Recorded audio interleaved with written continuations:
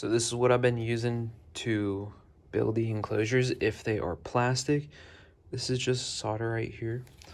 All you gotta do with it is definitely go outside because you'll be melting plastic. Plug it in.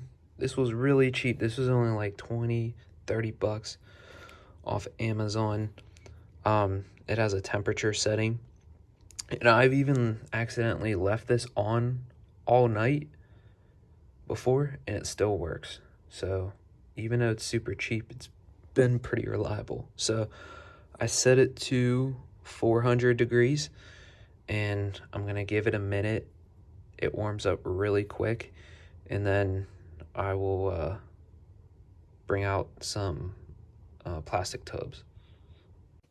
And in the meantime, while I'm waiting and going to burn the holes in the plastic, I'm going to get this glue gun, another cheap thing I ordered off Amazon. I just turn it on and get it warmed up, so by the time that I come in, it's all ready to go. And then the second thing, just because I don't have vents right now for them, I'm just using this screen right here. It's not metal. I'm not sure exactly what the material is, but it's more like a plastic feel or like more of a fabric feel to it, and you can bend it and there's nothing wrong with it. So this is what I'm going to use to put in the ventilation. You could pick this up at like Home Depot, Lowe's, any like home improvement stores, that type of stuff. All right guys, so it's been a couple minutes. This thing, I can feel the heat coming off of it, so definitely don't touch it. Just, must have had some like leftover plastic or something that just started burning. But all I'm doing, this is one of the hatchling enclosures that I've been using. I just want to burn a vent in this side, and then I put holes along each side. So I'll cut to it and fast forward through this part.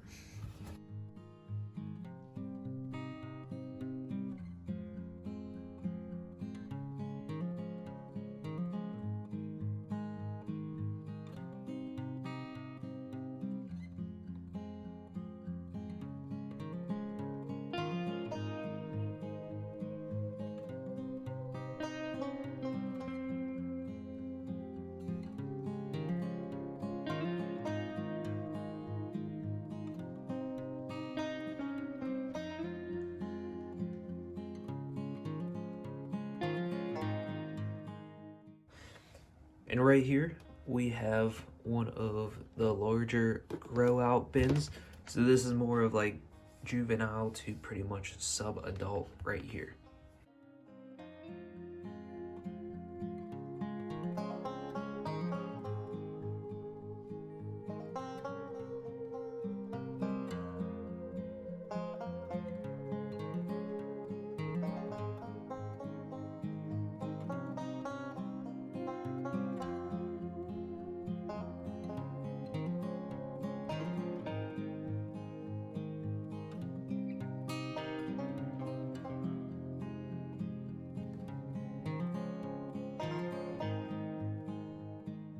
Another little tip too is using this makes putting holes in your enclosures so much easier than a drill, just because so many times I'd be drilling the plastic and then it just completely cracks, which is really annoying. So when you melt it, it's a perfect hole. You aren't gonna crack the plastic. It's way better. All right, so I have scissors, the glue gun that's already warm, the screen, and then the tubs that I just put the holes in. All I'm gonna do is just eye up a piece, cut the square in it, and then I'm going to glue it to the inside of the enclosure. That way the excess of the screen isn't just hanging out on the outside, and it will make it look a little bit neater.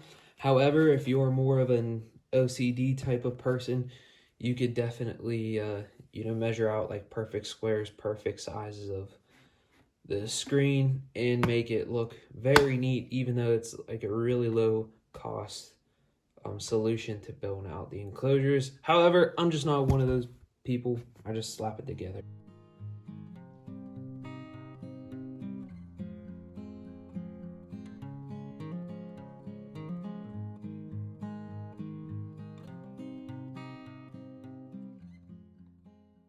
All right, once I have the glue on the other side, and I basically was using the tip of the glue gun to push the screen down, so that way I try to avoid getting it on my fingers and burning my fingers, just to make sure, for my peace of mind, to make sure it's secure. I'm gonna put another layer of glue on the top of it, going all around. All right, so just like that, that is secure. Just gonna give it a second to dry, and then also make sure you have a bunch of extra glue sticks, because this will go through a decent amount of glue by doing these.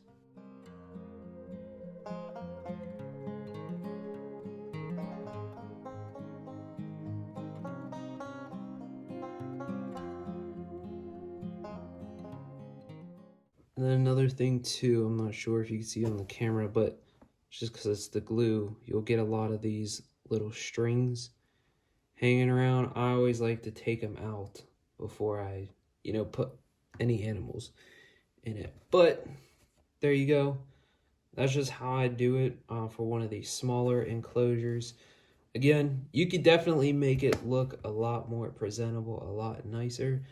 Like I said before, my ultimate goal is to be able, for these enclosures, is to have a rack, so that way they can stack much more nicer. But this is what I'll put the hatchlings in up until about between about 10 to 15 grams. Then they're gonna move into here up until about, so this is I think a 6 or 8 quart. This is a 16 quart. They'll be in here up until between like 30 to 40 grams, and then out from there, I'm gonna put them into their full-size adult enclosures, and that's where they will live permanently. So I'm gonna get started on this one real quick too. All right, so there we go. This is a juvenile to sub-adult enclosures, and just like that, I have 2 enclosures. And usually when I move one up to this, right, it frees one that's this size. So they usually kind of just, as you build out the bigger ones, you usually don't have to build as many smaller ones, because it just frees them up.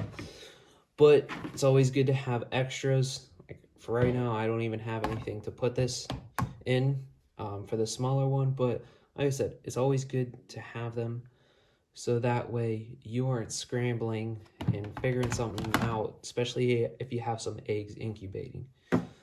So real simple way. It's not definitely not the prettiest of the enclosures. However, it is definitely one of the most cost-effective enclosures. And don't think too that by using one of these plastic tubs that you're sacrificing the care of the animal, because that is not the case. The size of the enclosure definitely matters. I'm not going to put an adult in something like this. Then I definitely am sacrificing that care. What's going to matter is, your temperature, your ventilation, your humidity, the diet. Do they have things in there that makes them feel secure? That's what matters. It's not necessarily how pretty the enclosure is. More power to you. If you have, really nice setup for all of your geckos, which is still one of my goals eventually one day, once I have more space outside of this apartment, and I can have the reptiles basically in their own part of a house and nothing else is there, I would love to build out some really cool enclosures, and I plan to as well. But this is real simple, it's cost effective, and it's not going to sacrifice the care at all for your animals. All right, so I have a gecko that is 12 grams that I'm going to be moving into this enclosure. before I put them in, which I did this before I melted the holes, wash them out, because you just don't know who at the stores, you know, putting their hands in there and that type of stuff if you use these type of bins. So I have a little sprayer, paper towels, my plant, and a nice piece of cork bark that will be perfect for this little guy. This is something that, I mean, honestly, once they're in there, it's going to be very difficult to get them out of. So just understand that when you use these cork tubes, that if you want to hold your gecko or, you know, take it out and it's in one of these, honestly, your best bet is just to leave it there, because it's going to be a nightmare to try to get it out. And it's definitely probably going to be stressful if you're poking in there and trying to get it to come out one end or the other. So what I'm going to do, I'm grabbing my paper towels. For these size enclosures, I use 3 of these rectangles of the paper towels. I'll take them apart like this. This way I just have the full coverage. I'm kind of used to it since I've done this so many times. In order to make them fit into here pretty snug, I just take one side, fold a little bit of the corner, and as you can see, then it goes in nice and easy that way. And then I take these two, lay one there, lay one right there. Now it fully covers the floor. However, the issue is sometimes when you put this in and it's dry, right, anything that you set in there is going to move these paper towels around. So a little tip that I've started doing is I spray down the plastic beforehand. Now, whenever you put it in, the water is going to suction the paper towels to the plastic, so they aren't going to start moving around all over the place. So then that way, once you put the cork bark and everything in there, it's not going to slide the paper towels around. And the guy that is going in there is this little guy right here. I'm not sure how well the lighting is for him, but I don't even think I've sexed this one to know if it's a male or female, but chances are this one is one that I will be selling eventually as well. So just stay tuned if you like something like this. A nice striped little gecko. So all I'm gonna do is, I tend to, when I put my stuff in the enclosure, I tend to try to keep everything in one place. And just so you can see, I mean, honestly, I think these are a little bit too big for these sizes, because these Pangea plants are actually huge for the price that you pay for them compared to going to, like, you know, the pet store and getting those. So I'll just take the plant, just suction it to one side of the enclosure, and then this side will be the side that faces me. This side will face the wall on their rack. So that way, this side is open. I could easily get in and out and put their food right down in there. And then I have this little tube right there with the gecko on it. And I will just put it in there. Something like that. And this will be good enough for this dude until he's, you know, like I said, between 30 and 40 grams he's going to grow into this enclosure. Keep in mind, when you do switch enclosures, that it will slightly stress them out. So they might take a drop in weight, or you might not see them eating as much, or sometimes they just adapt super quick and they get into their enclosure and it's like nothing happened. But I do believe that's why it's important to make sure to upgrade at the right sizes and not too early when they're too tiny. But I think at this size, this dude is a great eater. He's pretty thick already. And he's about 4 to 5 months old so far. So I think for him, or her, it's going to be perfect to upgrade because of how its growth has been on pace so far. So just gonna throw him in there. Let him explore. He has the cork bark, so that way you can get it in and be, 360 pretty much out of view. And then the plant, so that way he can go inside of the plant, climb up to the top. He has different places to go. And then I have a portion right here that has nothing in it, so that way that's probably where I'm gonna put their food bowl, is somewhere right along here. So it's that easy just to upgrade their enclosure and to make sure that you have a healthy animal.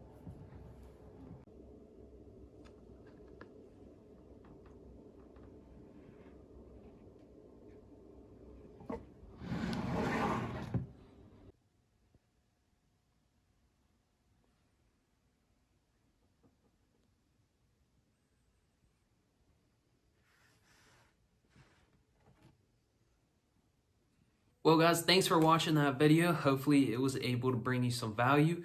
This week's shout out goes to Jeremy Aldis at SBSF_reptiles.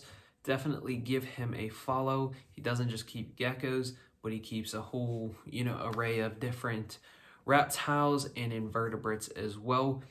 So if you see anything that you like on his page, definitely hit him up. He sells a lot of his stuff that he's producing.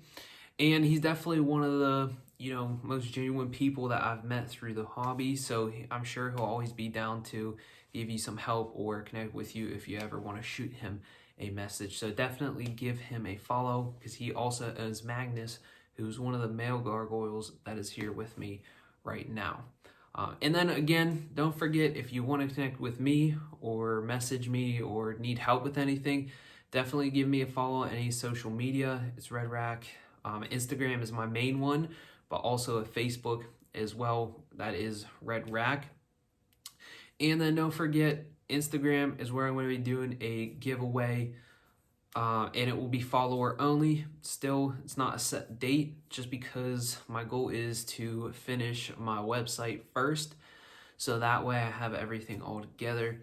The website right now, it won't have any available animals listed on it. Basically, for now, it's just going to have an overview of all my breeders, a little description about them, and where I got them from as well. So that way it'll be a little bit more organized, where you can get a better look into what's in my collection and kind of what I'm looking at when I'm purchasing these animals. So definitely give me a follow. Once the website is up and running, I'll be doing a follower only giveaway, just something that can help you even if you don't have geckos. So definitely participate in it. It's not, you won't have to repost anything. It's just showing my appreciation for you guys. So thanks again for the support. If you need anything, just reach out.